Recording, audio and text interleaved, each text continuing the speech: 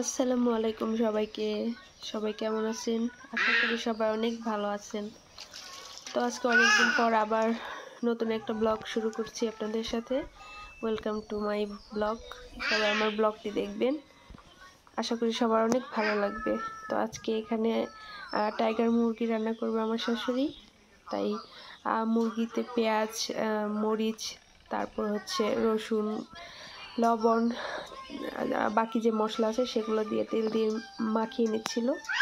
আর এখানে ধুন্দুল দিয়ে মাছ রান্না করতেছিল। তো সেগুলো মাখিয়ে আলাদা করে ম্যারিনেট করে রেখে দিয়েছে। এখানে দিয়েছে হলুদের গুঁড়ো, মরিচের গুঁড়ো, ধনিয়ার গুঁড়ো, তারপর হচ্ছে জিরার গুঁড়ো। এগুলো সব কিছু দিয়ে আমার শাশুড়ি মাখিয়ে একসাথে রেখে তারপর চুলার উপরে কড়াই বসিয়ে দিয়েছে। কড়াইতে সামান্য একটু তেল দিয়ে দিয়েছে, সেখানে পেঁয়াজ কুচিও দিয়ে দিয়েছে আর একটু রসুন বাটা দিয়ে দিয়েছে। এগুলো একসাথে ভালো করে ভেজে আর এলাচ, দারচিনি এগুলো দিয়ে একসাথে ভালো করে ভেজে নিয়ে তারপর হচ্ছে ম্যারিনেট করা সব কিছু ভাজা হয়ে গেলে ম্যারিনেট করে রাখা মাংসটা এখানে দিয়ে দিবে। তারপর মশলার সাথে ভালো করে মিশিয়ে নিবে, সব কিছু মিশিয়ে একটু কষাবে। কষানোর পরে তারপর হচ্ছে পানি দিয়ে দিবে। এই যে কষানো হচ্ছে আর লাকড়ির চুলায় রান্না হচ্ছে।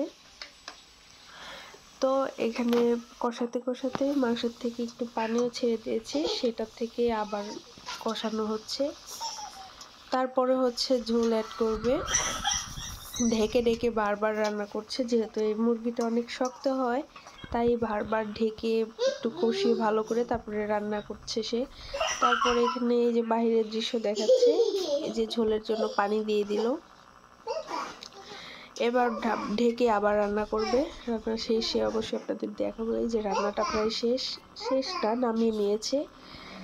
তারপরে আমরা সবাই খেতে বসেছিলাম, দুপুরের খাবার খেয়ে তারপর হচ্ছে কাজ করেছে সবার। আশা করি ভিডিওটি ভালো লাগবে।